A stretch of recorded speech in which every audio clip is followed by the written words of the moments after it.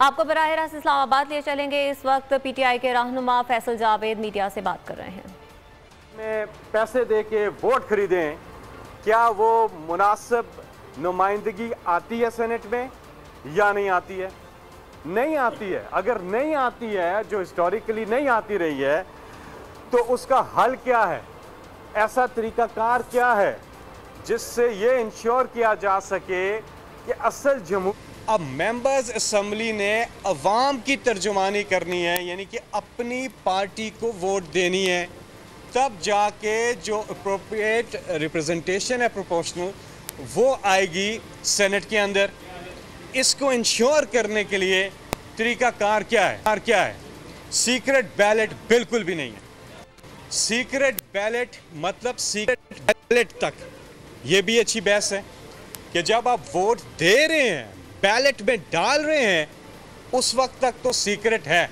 क्या ये सीक्रेट तक क़यामत रहेगा? नहीं, ये आइडेंटिफाइबल हो सकता है। आइडेंटिफाइबल कैसे हो सकता है? उसमें बड़े तरीके इस्तेमाल किए जा सकते हैं, और सबसे अच्छा जो तरीका आज अटॉर्नी जनरल ने प्रपोज भी किया है वो है बार कोड। आप टेक्नोलॉजी का इस्तेमाल कर सकते हैं, बार कोड लगा सकते हैं और उससे पता चल सकता है। वो पार्टी हेड भी मालूम कर सकते हैं, लेकिन वो बात इलेक्शन कमीशन के पास रह सकती है, और जिसको भी आइडेंटिफाई करवाना है वो करवा सकते हैं किसने किधर वोट दिया। इससे होगा क्या? इससे ट्रांसपेरेंसी इंश्योर होगी। आर्टिकल 226 की तशरीह जो है वो मुअज़्ज़ज़ अदालत ने करनी है, लेकिन एक्ट के अंदर एक तरीकाकार दिया हुआ है कि जो सेनेट की इलेक्शन है, मेंबर्स ऑफ द सेनेट की इलेक्शन, वो सीक्रेट बैलेट से होगी। इसका मतलब है कि अगर आप एक्ट के अंदर तरमीम कर दें, आप उसको ओपन बैलेट कर दें या उसके तरीक़ाकार को चेंज कर दें, तो वो आप कर सकते हैं, जिसका हम ऑर्डिनेंस भी लेकर के आए हुए हैं। तो ये बहस है। अगर कॉन्स्टिट्यूशनल अमेंडमेंट की ज़रूरत है कि कहता है कि आर्टिकल 226 के all elections under the constitution, ना बहस ये है कि क्या मेंबर्स ऑफ द सेनेट की इलेक्शन अंडर द कॉन्स्टिट्यूशन है, अंडर द लॉ है, जो कि एक्सप्लिसिटली इलेक्शन एक्ट के अंदर दिया हुआ है। ट्रांसपेरेंसी इंश्योर करना बहुत ज़्यादा ज़रूरी है। शफाफियत।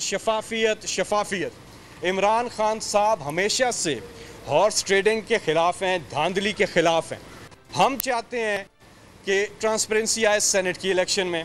ऑपोजिशन चाहती है कि सीक्रेट बैलेट रहे ताकि वो लेन देन कर सकें, वोटों को ख़रीद सकें। और ये बहस जो है, ये होनी नहीं चाहिए थी।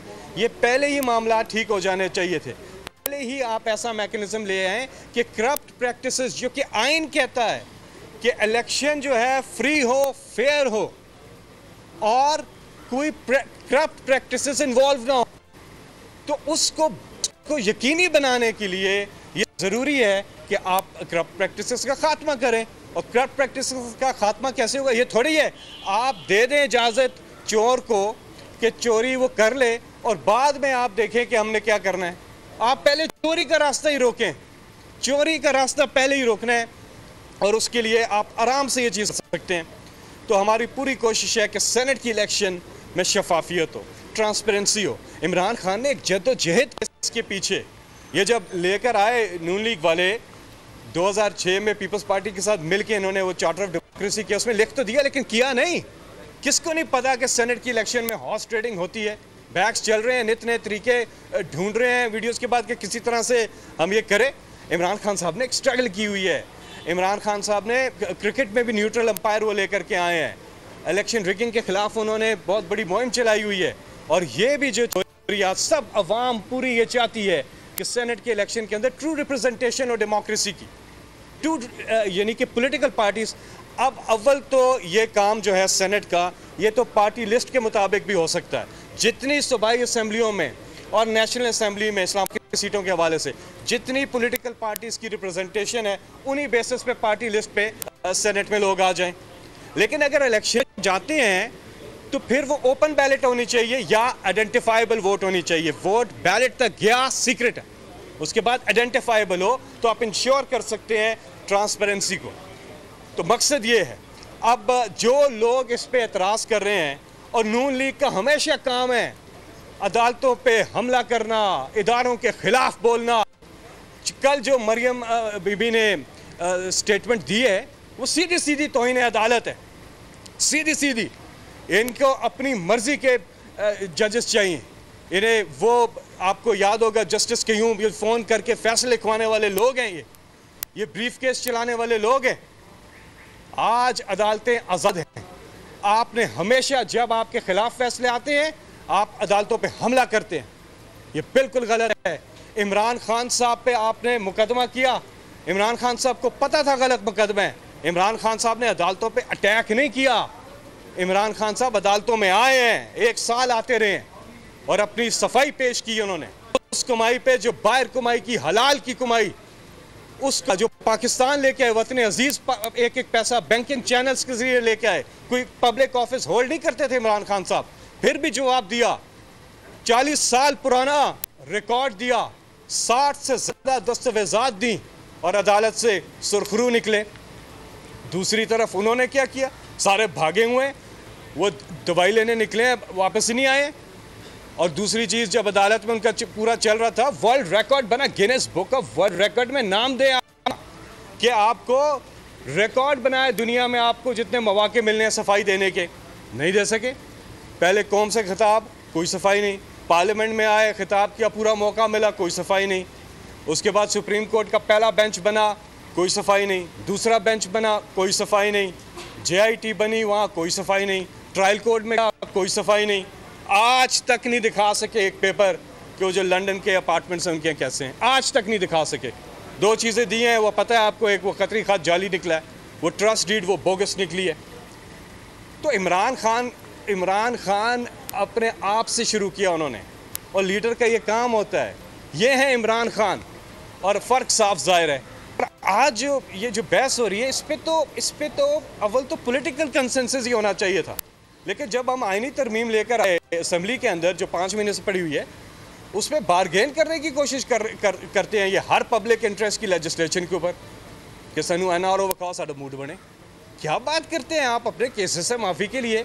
आपके लोगों ने आपको कहा नहीं देते हम इस्तीफ़े, चंद लोगों की करप्शन बचाने के लिए हम इस्तीफ़े दे दें।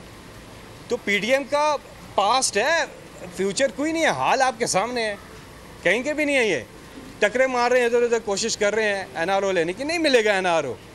2020 में बनी थी, 2020 में ख़त्म हो गई थी, ख़त्म, खल्लास। अब वो क्या चाहते हैं?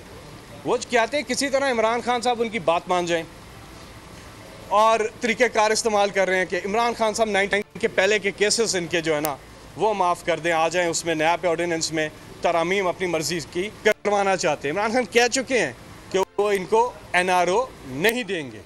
इंशाल्लाह हर सतह से इमरान खान साहब का मिशन है ये ज़िंदगी का, हर सतह से करप्शन का खात्मा, और तभी गरीब के हालात बदलेंगे, तभी मुल्क आगे जाएगा। दुनिया की वो कौमें जहाँ करप्शन नहीं है वो कितनी तेज़ी से तरक्की कर रही हैं, और हम जैसे मुल्क जहाँ हमारे माजी के हुक्मरानों ने करप्शन को एक नॉर्म बना दिया है, उन मुल्कों का हाल आपके सामने है। गुर्बत कहाँ जा रही है और कितनी तबाही हुई है करप्शन की वजह से। और करप्शन के ऊपर जो इन लोगों ने मनी लॉन्ड्रिंग किया है, यानी कि गैर कानूनी तौर पे पैसा जो बाहर मुंतकिल किया है, उससे बड़ा पाकिस्तान को नुकसान हुआ है।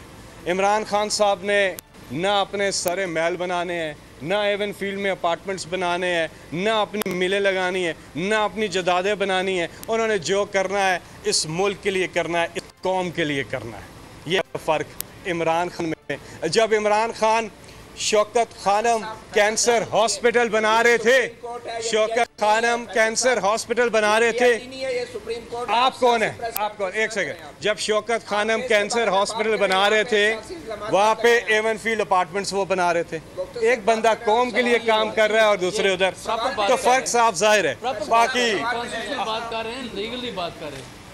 अल्लाह हाफिज़ जी। बहुत सर एक सवाल, आज एक रिट दायर हुई है इस्लामाबाद हाई कोर्ट के, वज़ीर आज़म के भांजे कब्जा माफिया के साथ मिले और पड़ोस में कब्जा कर रहे हैं, उस पर आज उनको नोटिस भी हुआ। क्या कहते हैं? किस पे? वज़ीर आज़म साहब के भांजे।